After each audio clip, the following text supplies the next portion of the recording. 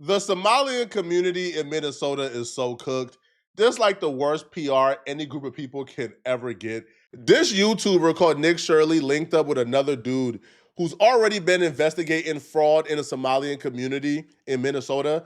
So Nick Shirley links up with this dude, and they exposed $100 million in fraud from the Somalian community. They so cooked, this video here went so viral that the president of the United States reacted to this, bro. That's how you know they cook, homie. The money from.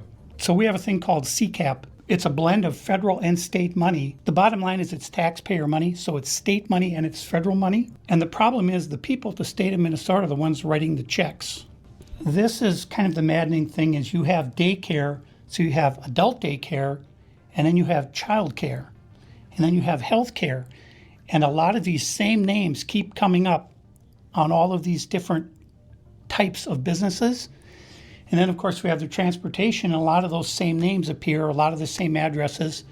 There's one building that has 14 Somali healthcare companies at the same address.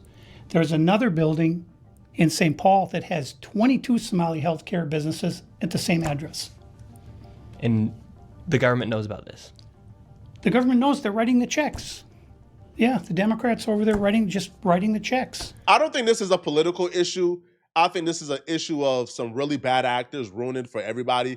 Because in theory, they're not doing nothing wrong in terms of the government, right? The state of Minnesota should reward business owners for starting businesses that benefits everybody. Non-emergency medical transportation is needed. Childcare is needed in these disenfranchised communities, right? Low-income parents should have somewhere they could take their kid to be watched while they find a job, and that benefits everybody. But just like we've seen during the pandemic, when you create a pool of money and you give the community access to it, you're gonna have fraudsters and schemesters trying to defraud their way to that money, right? So do I believe 100% that all the fraud is coming from just Somalis? I don't.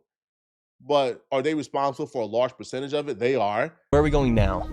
We're going to a place called Mako Child Care, which actually has another child care registered at the same address called Mini Child Care Center. So we should see lots of children if there's this child care center, especially if there's two. The two of them combined are licensed for 120. And how much money have these child care centers received?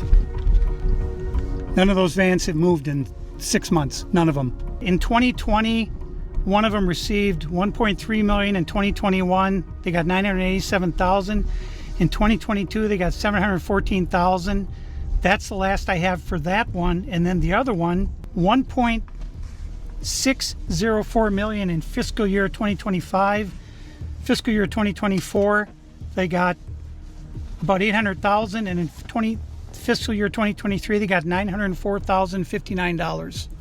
This place right here. This video is a good video, don't get me wrong, but my initial critique of it was when they say, yo, there are two daycares at one location, and then they listed that one daycare received money up until 2022, and then the other daycare started receiving money in 2023, 2024, and 2025.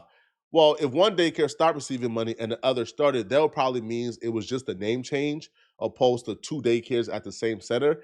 And then also, too, it's hard for them to really say, yo, all 5 years of both daycares have all been fraud. So the fraud counter being $5 million would mean that every time they've been operable for all 5 years, they've been defrauding the government, which I think is a hard conclusion to come to.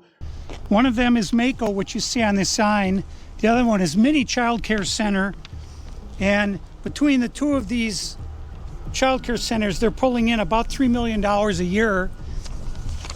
And there are no children. Every facility that you go to, the windows will be blocked out so you can't see in. There's nobody here. You won't see a single child at any of these facilities. There are indeed no windows. All the windows are blacked out right here. All right, let's go in. No. And the child care center is locked. Should we ring the doorbell? Yeah.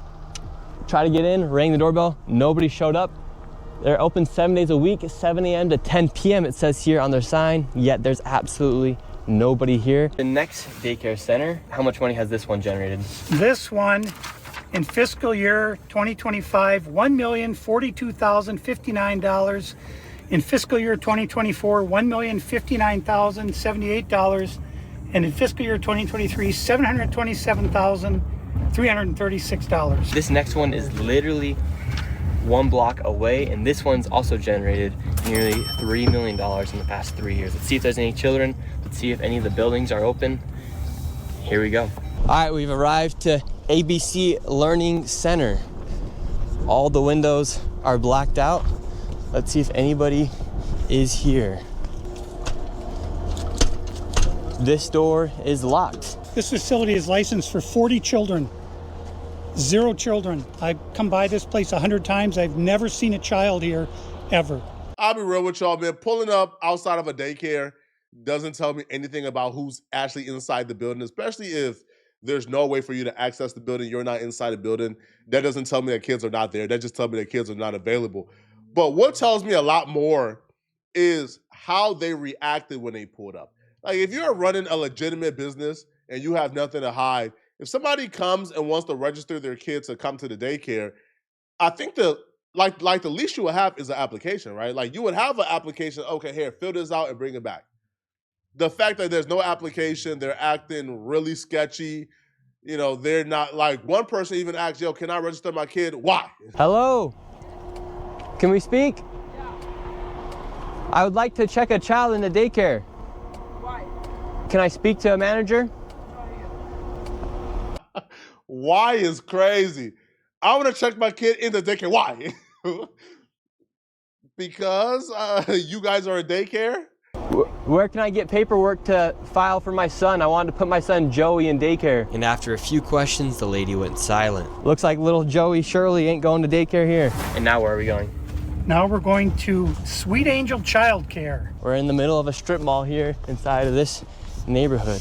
In fiscal year 2025, this facility, which says it's licensed for 74 kids, was paid $1.26 million in tax money. And there are no kids, and all the facilities are the same way, all of them. Let's see if anyone opens. Yeah, let's see. Once again, I try to find a spot for my son Joey, and they would not open the door. I want to put my son Joey in daycare. Cuz I need a spot to put my son Joey. Yes. Is this your daycare center? No, I work there. What's happened? I just want to put a child in daycare, but all the daycare centers seem to be closed. No one's opening the doors. You work here? I was, yeah. What's happened? Where are the kids? Yeah? It says it's licensed for 74 children. Right here, state of Minnesota. Where are the kids? They got paid $1.26 million in fiscal year 2025. I don't know how many of these daycares are actual frauds, but what I do know, they could have ended this video in seconds. Like, they come, you know, they want to like make a hoopla. Okay, cool. Hey, one of y'all can come in, the cameras can. We're not allowing y'all to film here. All right, bro, what you want to see? Like, you want application? Cool, here's your application. Right, here's your application. Bro, we're not showing you our kids. Like, cut it out. Like, that's creepy. But here's the application. Fill it out and come back. But we are legal and, you know, and we're operating. But being so secretive, closing the doors, right, like closing the blind, peeking through the blinds, maybe they got terrified or scared when they seen, you know, like the dude with a camera. Maybe that's why they got freaked out. But I seen another clip where they go there and they ask the one dude, yo, how many kids attend here? Right? 5, maybe 5. But they're registered for like 40. And and they asked him, 5? And he's like, yeah, you know, like probably around 5. So from my perspective, what I'm thinking is a lot of these daycares probably are operable. They probably do have people coming in, but they don't have as many people as they claim. So they're getting paid for 50 kids, but they probably have like 3 or 4 on a daily basis. Future Leaders Early Learning Center. This building received over $3 million. Hello, how are you? I would like to see if I could bring little Joey, my son little Joey here. Is there paperwork or can I check out the daycare? No? Why can't I check out the daycare? Okay, but if can I get paperwork or anything to submit my son little Joey to come in here to daycare? We'd really like to put Joey in this daycare. We've heard great things. Business card? No, I would like your business card actually. You talk to your manager. Okay, can I speak with somebody? Where are the children at? Are there children here today? No. No children. Yes. Why are there no children? Two of Mexico. Would my son, little Joey, have friends to play with here? No. No. Yes. No friends for little Joey. Yes. Sorry. Ah, dang it. Well, have a great rest of your day. Thank you. So, little Joey would not be accepted to that daycare. Joey's still homeless. Joey's still looking for daycare. And because little Joey couldn't get into a daycare, we went to an autism center, as they have been popping up everywhere as a rise of autism has occurred here in Minnesota because of the government funds that they are receiving. I tried to check my son Joey into an autism center. We've been going to a lot of these daycare centers. We're trying to find a spot for our little boy Joey, but we thought maybe we could check him into the autism center because none of the daycare centers are open. Yeah, and how many kids do you guys have at this autism center?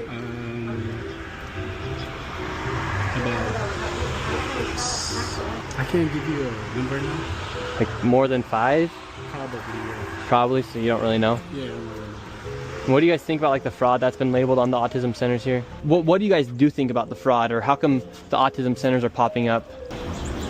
I can't answer you. What news? Are you a news reporter? My name's Nick. We're doing a little documentary trying to find little Joey a spot to put himself in one of these centers here, because there's So why are you asking us about like the fraud. and stuff like that? Yeah, because we want to make sure we're going to legit business if we're going to bring our little boy Joey here. This is not a Joey spot.